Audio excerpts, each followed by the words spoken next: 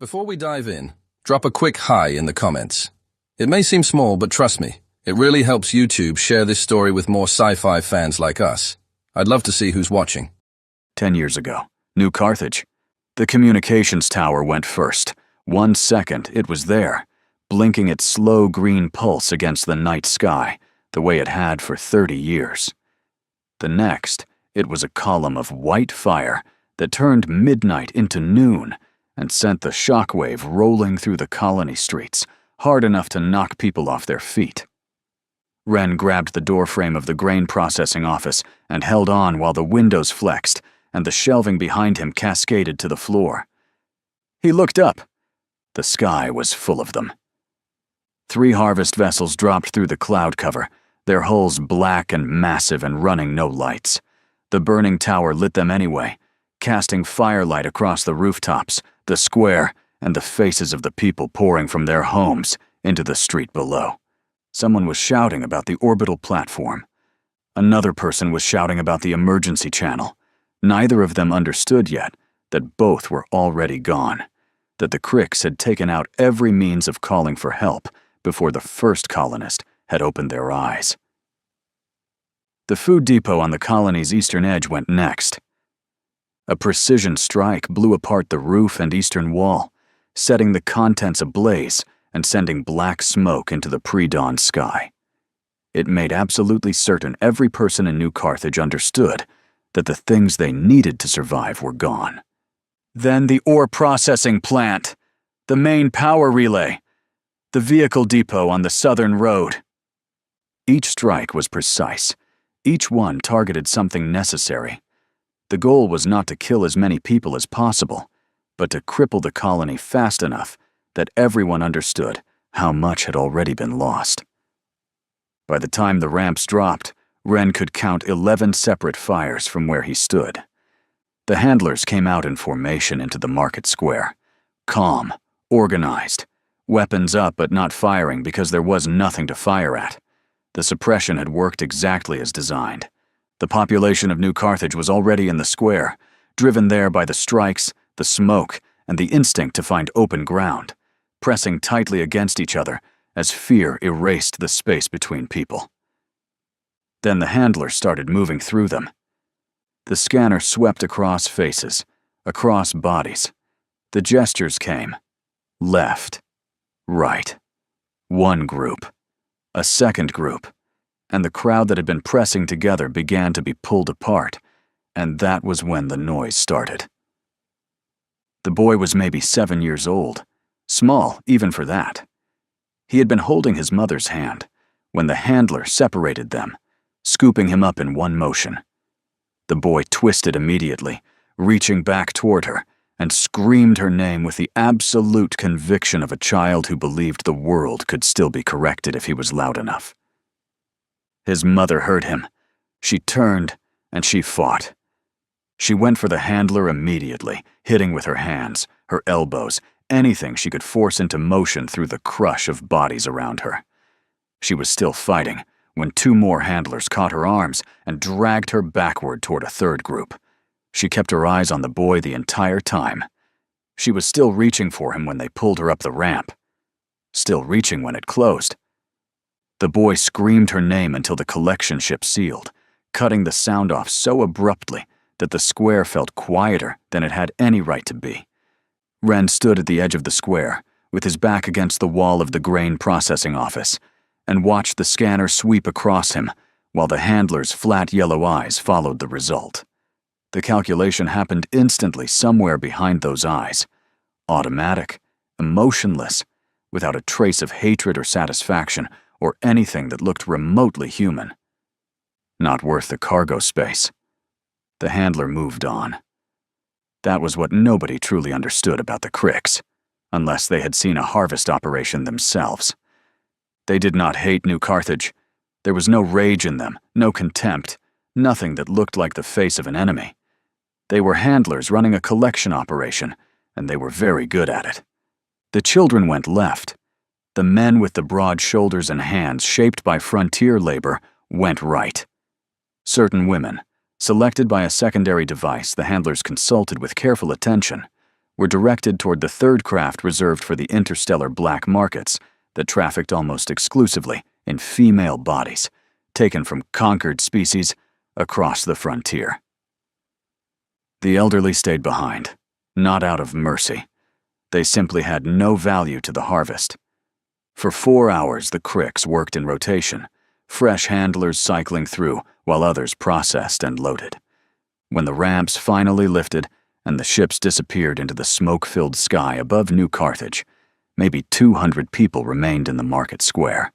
Old, slow, abandoned with the same indifference used for cargo that failed inspection. No sound remained except wind moving through doors that would never close again. Ren went inside and sat at the desk where he had worked for 19 years, staring at his hands for a long time before finally looking away. New Carthage held on for 3 more months before rescue ships finally arrived. Present day.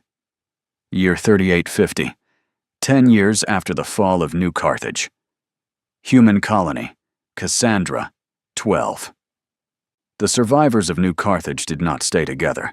They scattered across the frontier the way smoke scatters, thin and wide, carried by whatever transport would take them. Some ended up at other colonies. Some disappeared into the outer stations. Some, over the years, found their way to Cassandra 12. They brought nothing except memory and hard-earned knowledge about what the cricks really were. It was enough. Cassandra 12 had 3 kinds of people, and over 10 years they became one thing. The original colonists, miners, ore technicians, logistics workers, and corridor welders, who knew the physical structure of Cassandra 12 as intimately as their own hands. Over time, they reshaped the colony quietly and methodically, turning ordinary infrastructure into defensive positions designed for a war they believed would eventually come. The refugees, survivors who understood what the cricks did to colonies that were not prepared. They walked the corridors and pointed at junctions and said, "Here. Funnel them here. Put your people above and behind, and make them walk into it before they understand what it is." They looked at ventilation shafts, maintenance crawlways, and storage bays, and saw not infrastructure, but the shape of the next fight. And the children, born after New Carthage, raised inside the preparation the way other children were raised inside school schedules. They learned rally points before they learned to read. They ran drills in the dark because the cricks cut power first, and everyone needed to function without it. They stripped weapons by touch and knew every fallback route in their district before they were 10 years old. For them, it was not grief, not even particularly heavy. It was just how they lived. Over 10 years, the colony changed in ways that would not have been obvious to anyone arriving from the outside. Residential districts still looked residential. Industrial output remained normal. Population numbers stayed stable. Nothing about Cassandra 12 suggested a fortress at first glance, but certain corridors funneled inward in ways that looked like ordinary renovation and were not. Certain walls were thicker than any load-bearing requirement demanded. Certain maintenance rooms held locks that appeared on no official schematic. 7 hidden armories known only to cell leaders. Compartment lockdown systems wired to manual triggers that any adult could activate from 12 different points across the colony. It did not look like a fortress. Every centimeter of it was. 10 years after New Carthage, the cricks finally arrived at Cassandra 12. The fleet emerged from dark transit at 0340 colony time. 4 vessels dropped into real space above the colony in perfect formation. 2 collection ships, 1 suppression platform, and a command vessel running slightly above and behind the others, with its external lights dark. The suppression platform immediately moved against Cassandra 12's orbital infrastructure.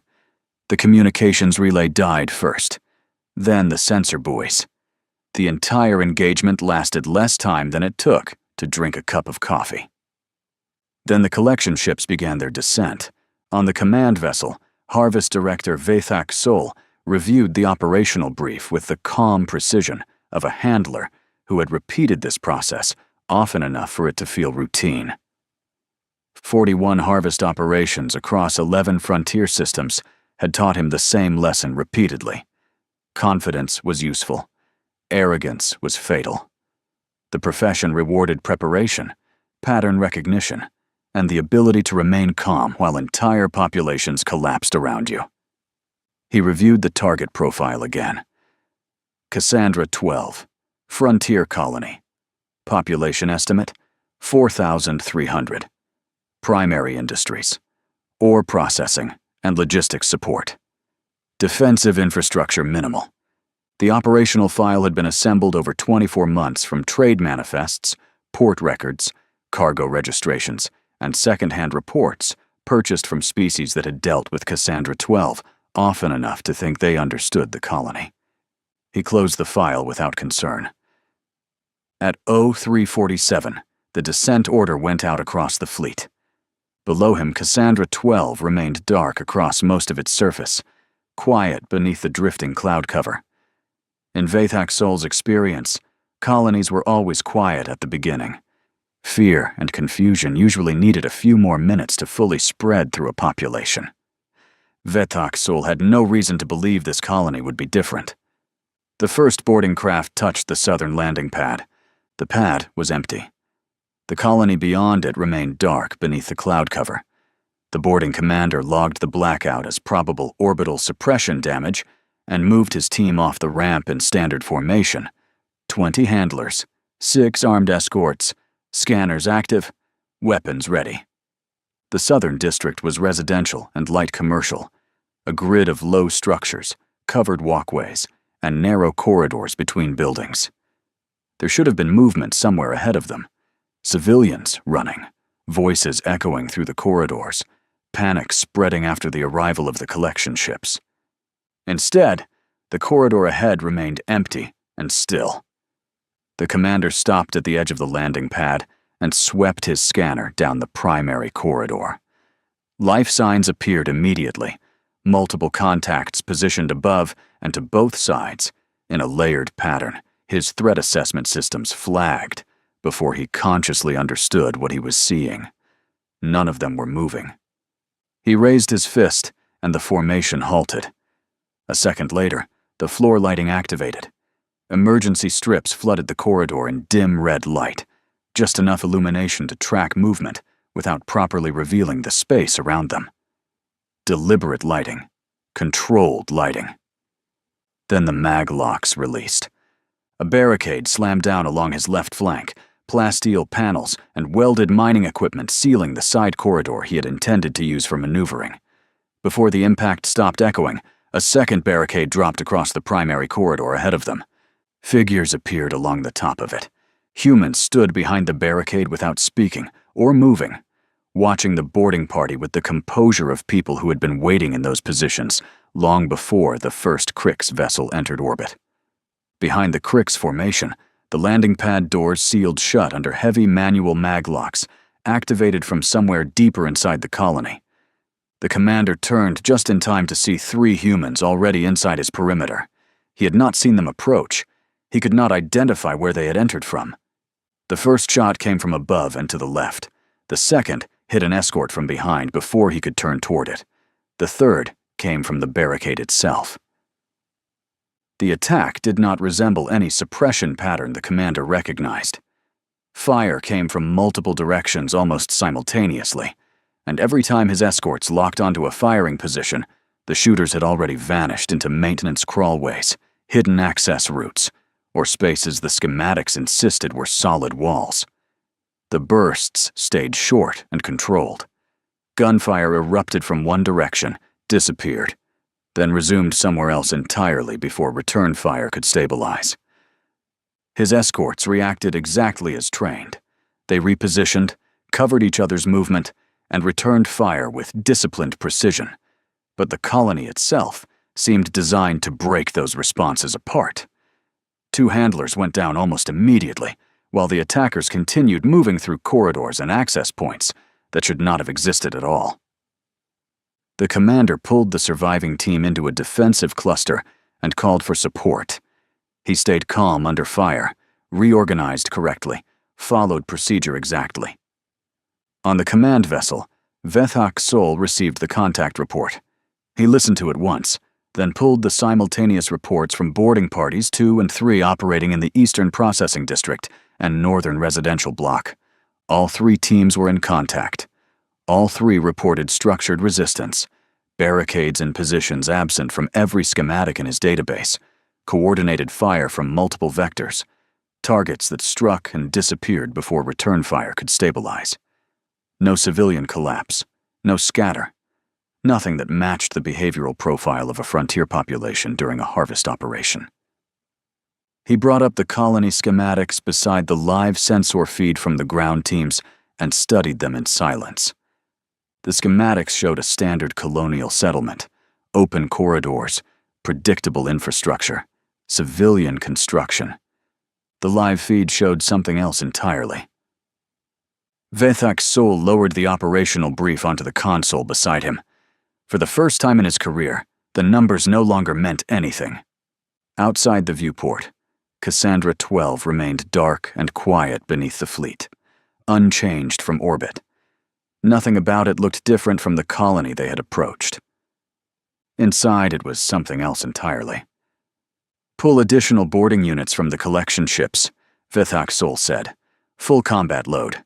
And get me a live structural assessment of that colony." His adjutant moved to comply, then hesitated. "Director," he said carefully, "the live scan is arriving now." Vethak Sol looked at it. The colony no longer matched the operational file. Hidden reinforcement layers, rerouted corridors, internal structures absent from every schematic in the database. The modifications were not recent.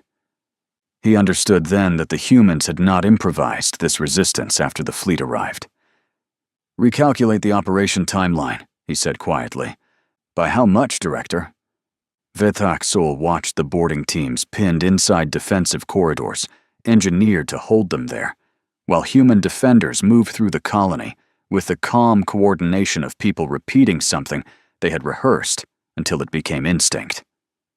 "I don't know yet," he said. Below him, Cassandra 12 waited in the dark. It had been waiting for 10 years. Davar did not pace. Pacing was for men who had not already made every decision worth making. He sat at the command console in the reinforced coordination room 3 levels below the colony surface and watched his board the way a surgeon watches vitals. Steady. Reading everything.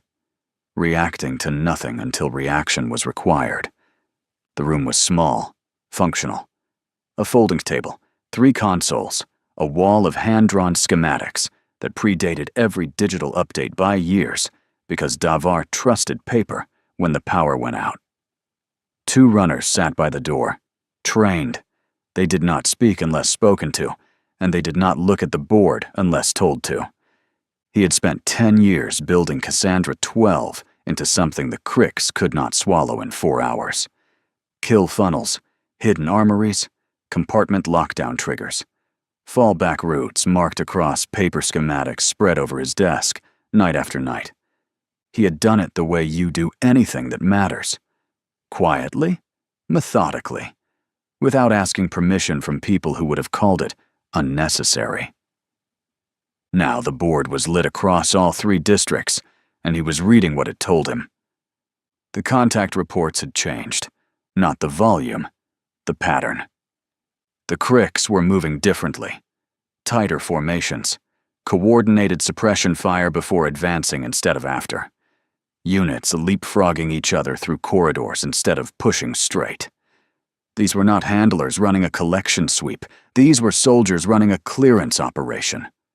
Davar watched the pattern for 10 seconds. Then he reached for the comm. "All districts," he said quietly. They shifted doctrine. Fall back to secondary positions. Do not hold primary lines. Let them have the corridors, and make them pay for the rooms. He released the comm and watched the board begin to adjust. They had prepared for this too. Priest did not need the comm order to know. He had felt the shift before it came through. Felt it in the way the Crick's fire patterns changed at the northern block's main junction. In the way the pressure at Barricade 3 went from probing to deliberate. In the way the unit pushing down Corridor 7 stopped, pulled back, and came again from a different angle instead of the same one. They were learning. He stood at the junction of two corridors in the northern residential block, and he was completely still in the dark. No lights. He did not need them. He had walked these corridors so many times in blackout drills that his feet knew the floor better than his eyes did. Behind him, his fighters waited. He could hear them breathing. One of them, a young man named Seth, who had been born in this colony and had never known it any other way, was breathing faster than the others. Not from fear, from readiness. There was a difference, and Priest knew it because he had trained Seth himself. "They're at the junction," the runner on his left murmured. "I know," Priest said. He waited. The Crick's unit came around the corner in tight formation, suppression pair leading. Flankers close to the walls, a rear unit hanging back to cover withdrawal if the corridor collapsed into contact. Textbook clearance. Professional. The kind of formation you used when you expected resistance waiting ahead. Priest let the suppression pair get past the junction marker scratched into the floor years ago. "Now," he said.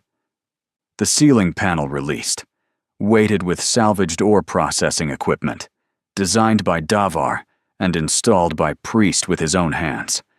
It did not kill them. It put them on the floor and kept them there. His fighters hit the flankers from both sides simultaneously. It was over fast. Priest looked at what was left. 2 Cricks down and not getting up. 2 pinned under the panel, alive, going nowhere. The rear unit had pulled back around the corner, regrouping, calling it in.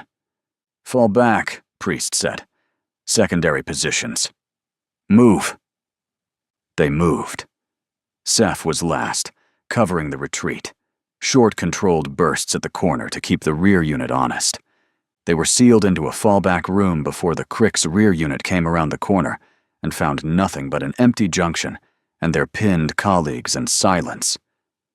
Priest sat with his back against the wall and looked at his fighters. All present. Breathing.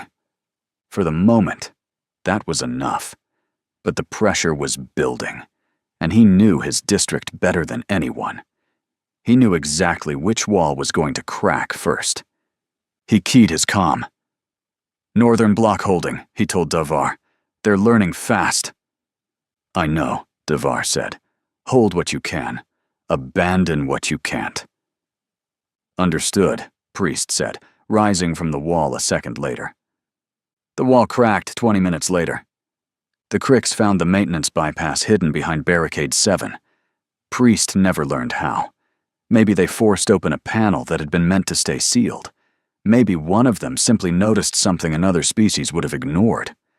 Either way, the route carried them behind his secondary line and turned his fallback position into another front. They came through fast. Crick's clearance units moved with the efficiency of professionals who had finally found a seam and intended to pull it open before it closed again. Priest got most of his people out. Not Seth. Seth was covering the interior hatch when the Cricks broke through. There was no room to maneuver and no time to pull him back. Priest sealed the corridor section because closing it cost 1 life, and leaving it open would have cost 4. He stood in the tertiary fallback corridor with 4 fighters and listened to the silence where Seth had been and felt the weight of the correct decision settle into him like something that would never fully leave. "Tertiary positions," he said. His voice was the same as it always was. "Move." They moved. He keyed Davar. "Northern block. Barricade 7 is gone. We lost a section. Falling back to tertiary." A pause. "Understood," Davar said. "Hold tertiary." "We'll hold it," Priest said. He did not mention Seth. Davar's board would already show the loss, and neither of them needed to say the name out loud for it to become real. Rusk was at the southern landing pad access hatch, flat against the wall in the dark. Marines behind him in a stack so quiet, you could hear the distant concussion of corridor fighting 3 districts over and nothing else. He was not a tall man, not the largest Marine in the colony by any measure. He had a face that looked like it had been used for something other than a face at some point, and had mostly recovered. He did not give speeches before actions. He did not give preambles. He had been running combat drills in this colony for years, and every Marine behind him had heard everything he considered worth saying, approximately 400 times in those years. They did not need words now. He held up 2 fingers, then pointed at the pad schematic scratched on the wall beside the hatch. The boarding craft was still on the pad. His scout had confirmed what he already suspected. Skeleton crew. The main force was deep in the southern district corridors, working through kill funnels that would keep them occupied for a long time yet. He held up 3 fingers, then 2, then 1. The hatch opened. They went through fast and low, and the pad was exactly as described. The boarding craft sat on its landing struts with its ramp up and its running lights dim. 2 Crix guards on the exterior, 1 at the ramp base, 1 walking the perimeter. The perimeter walker went down before he completed his turn. The ramp guard had time to raise his weapon, not enough time to use it. Rusk hit the ramp controls himself. The ramp dropped. He went up it with the first Marines tight behind him, and the interior of the craft was small and functional and alien-smelling, and the pilot was exactly where a pilot should be, in the forward seat, spinning around at the sound of the ramp, with an expression Rusk had no framework for reading, on a Crix face, but understood immediately regardless. Young. The pilot was young. The scales around his throat were still the pale, undersaturated color of an animal that had not yet fully matured. His hands came up, and Rusk was not sure if it was a reaching for weapon motion or a surrender motion, so he made the distinction irrelevant by closing the distance and making his own intentions extremely clear, without using any words at all. The pilot's hand stayed up. "You're going to fly this back to the collection ship," Rusk said. "You're going to use your codes. You're going to say whatever you normally say when you're coming back from a ground operation. You're going to do all of that correctly." The pilot stared at him, while the translator rendered the words into the Crix language through the small speaker mounted beneath it. "Nod if you understood me," Rusk said. The pilot nodded. "Good," Rusk said.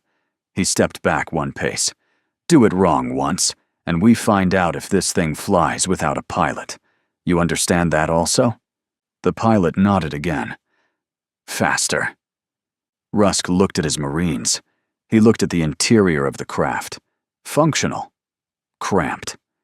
Nothing he recognized except the basic logic of a vehicle designed to move bodies from one place to another. He sat down in the nearest seat and worked a harness that was not built for human proportions until it held anyway. "Take us up," he said. The craft lifted. The collection ship bay doors opened without challenge. The transponder was valid. So was the clearance code the pilot transmitted, while Rusk stood nearby with Marines positioned where the pilot could see them clearly.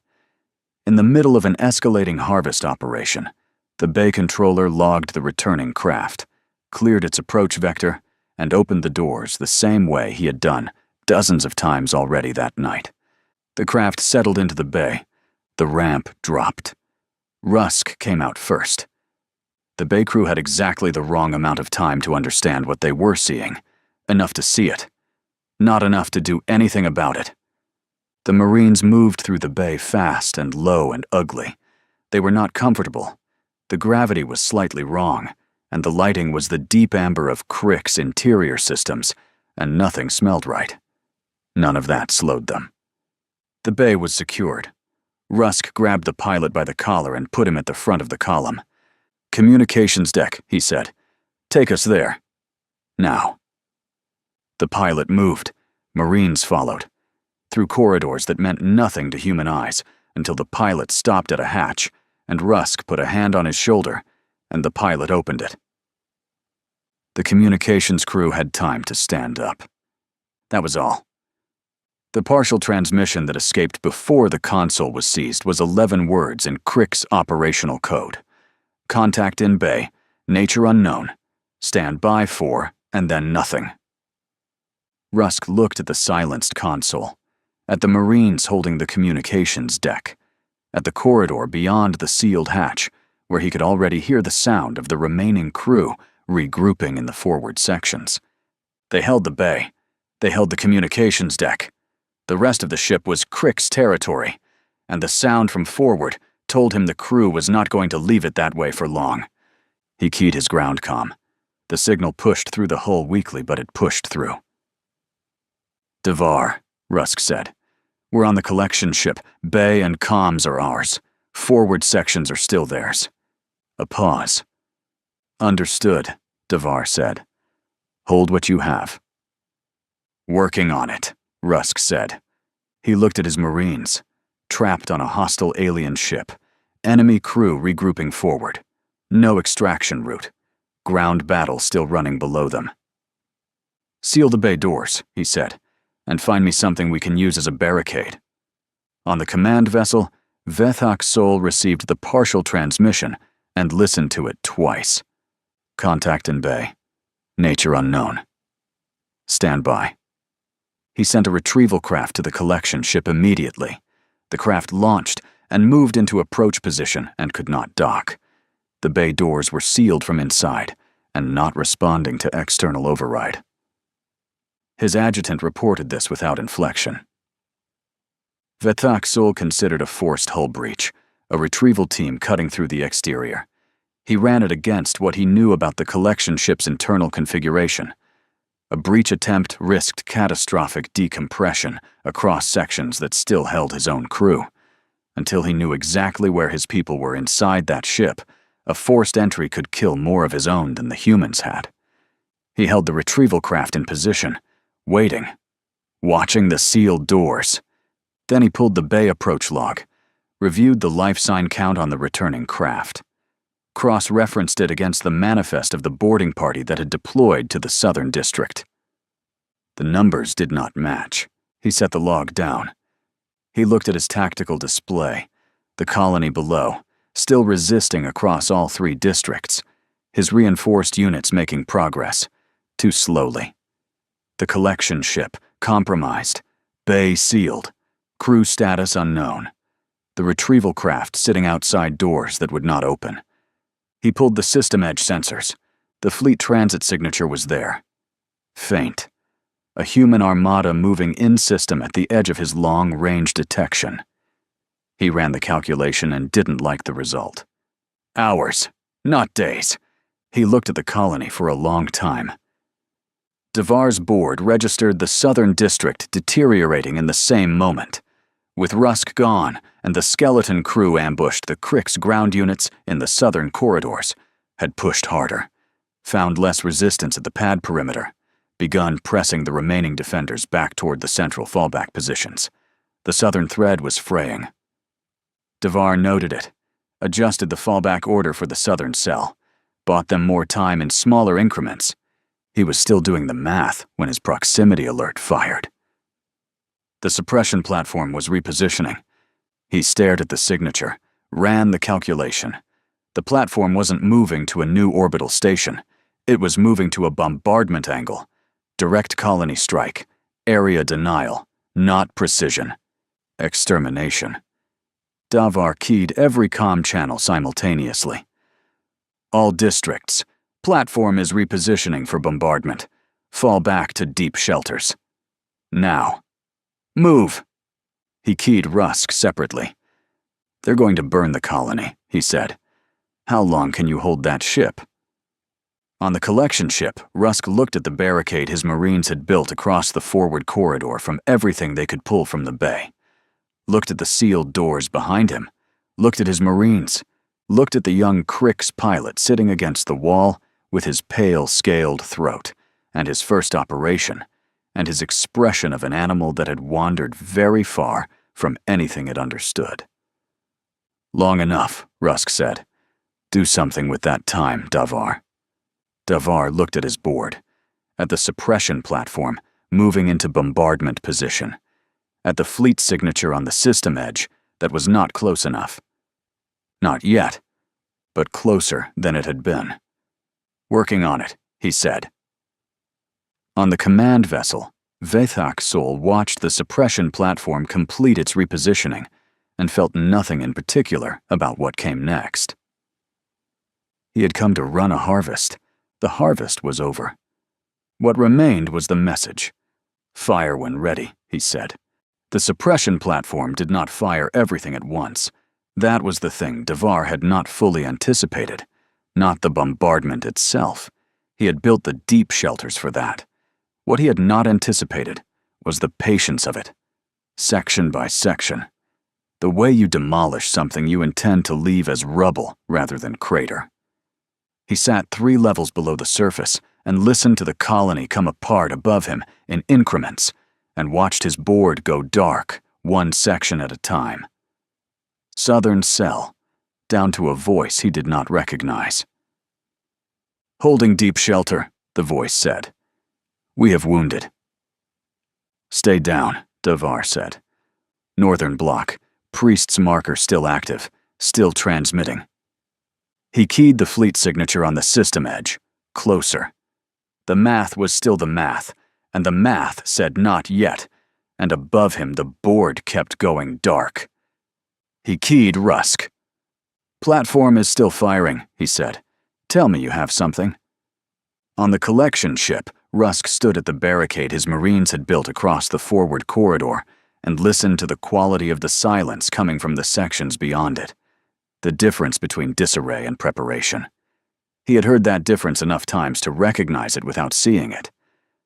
Holding was not going to be enough.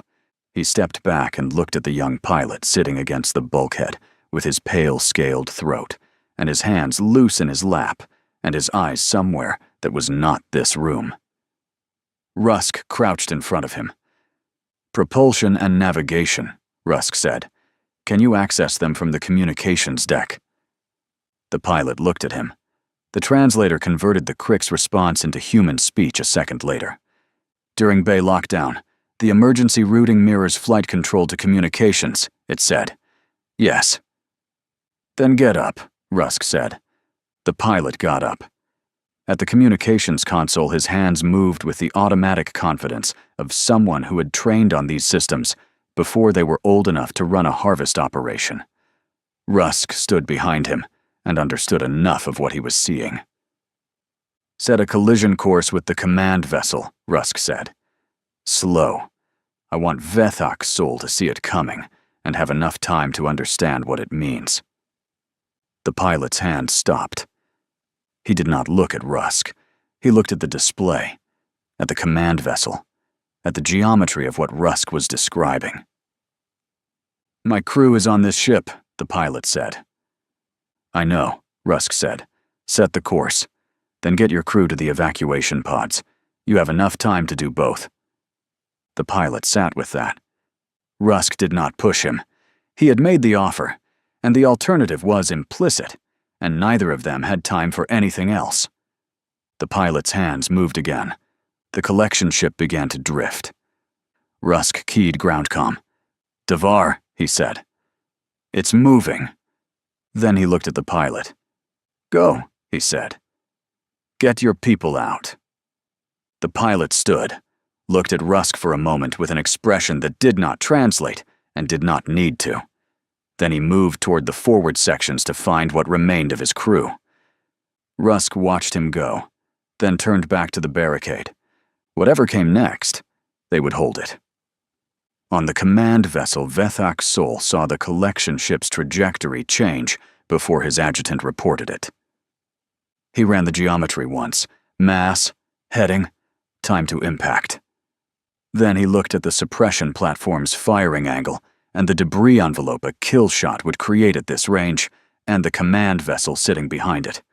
He could not fire on it. He could not board it in time. He could not stop the drift remotely. The ship's systems were not responding to external commands. "Cease bombardment," he said.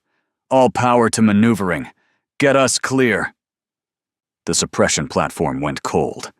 In the deep shelters beneath Cassandra, 12, the sound that had been shaking the walls for the last hour, stopped. Davar looked at his board. He looked at the fleet signature, resolving now into individual vessels moving fast with the purposeful acceleration of a fleet that had seen the bombardment on approach and had not slowed down for it.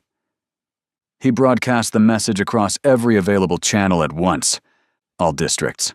Platform stopped. Surface and engage. Move now. Then he keyed Priest separately. "It's time," he said. Priest was already standing when the comm came through. Then he brought his fighters up through maintenance hatches and crawlways into corridors that smelled of smoke and ruptured infrastructure. The northern block was different above tertiary, sections open where ceilings had failed. Kill funnels partially collapsed. But the corridors were still corridors. The Crick's ground units were pulling back, organized withdrawal, professional to the end, toward the extraction points that ran through Priest's district. They hit the first withdrawing unit at the main junction. It was not clean. Withdrawing Cricks were not panicking Cricks, and they returned fire with discipline. One of Priest's fighters went down at the corner and did not get up, and Priest did not stop, because stopping was not something the moment allowed. The second unit had found the collapse of Barricade 7 and turned it into a defensive position to cover the withdrawal of the units behind them. Priest looked at it for 2 seconds, then looked at the collapsed ceiling section above it. It took 30 seconds to get into position through a crawlway he had built himself. The ceiling collapsed in a single violent impact. Priest walked through without slowing. The extraction point was a landing pad on the northern edge. 2 boarding craft on the pad, ramps down, Crick's ground units streaming toward them. Priest stood at the corridor exit and looked at his fighters. Not enough to take the pad, enough to make it cost something. "Everything we have," he said. They hit the withdrawal from 2 angles and did not stop until the ramps went up and the craft lifted, then kept firing because stopping felt wrong. When the craft cleared range, Priest lowered his weapon. His shoulder had been bleeding into his jacket for a while. He noticed it now. He sat down at the corridor exit with his back against the wall and looked at the empty pad and the sky above it. Around him his fighters sat too, breathing, present. He did not count them. The human fleet neutralized the suppression platform in the opening exchange. Fast. Precise. Cassandra 12 had been built around the assumption that one day the Cricks would return. Every hour the colony transmitted a status confirmation to military command beyond the frontier. If a report failed to arrive, emergency protocols treated the silence as hostile action immediately. The Cricks cut communications the moment they entered orbit, exactly as Cassandra 12 expected them to.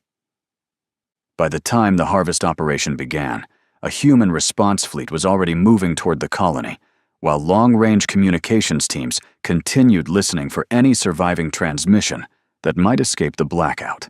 The retrieval craft withdrew as the first human warships entered engagement range. Crick's ground units that had not yet reached extraction zones were cut off almost immediately.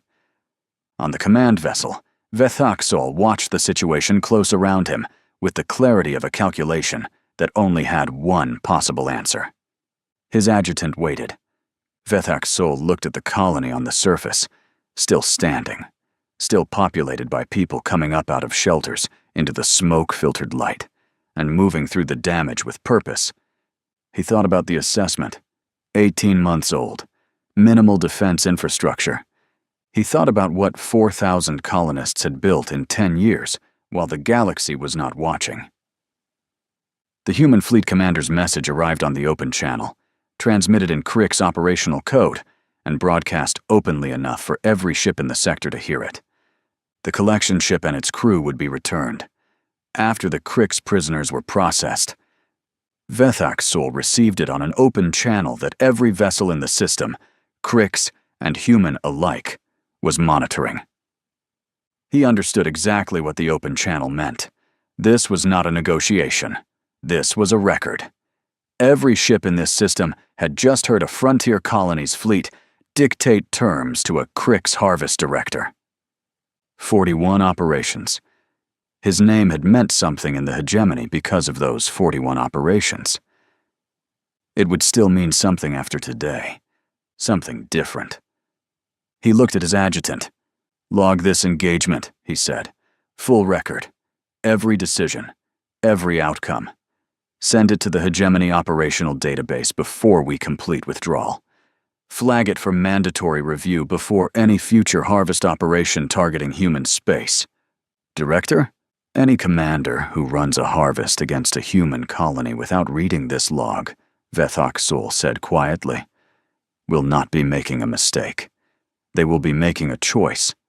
I want that distinction documented."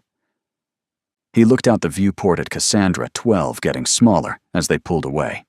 Then he gave the withdrawal order and did not look back. Devar surfaced 2 hours after the gun stopped. The colony was still standing the way something can stand, while also being permanently different from what it was. Sections gone. The surface scored in long parallel lines where the platform had walked its strikes before Rusk's maneuver stopped it. He walked through it slowly. He passed the grain processing office, still standing. Windows gone. Interior open to the air and covered in the fine gray particulate that bombardment left on everything it did not destroy. He stopped in front of it.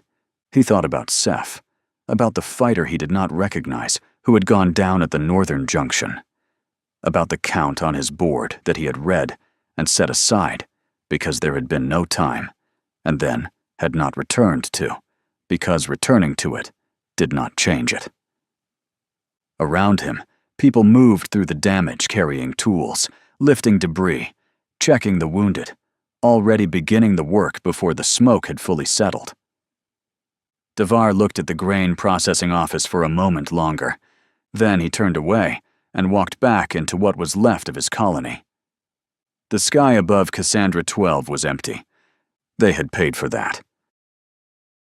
Hey there, space human. I'm really curious about your thoughts on this video. Drop a quick comment and let me know what's on your mind. Or just say hi if you prefer.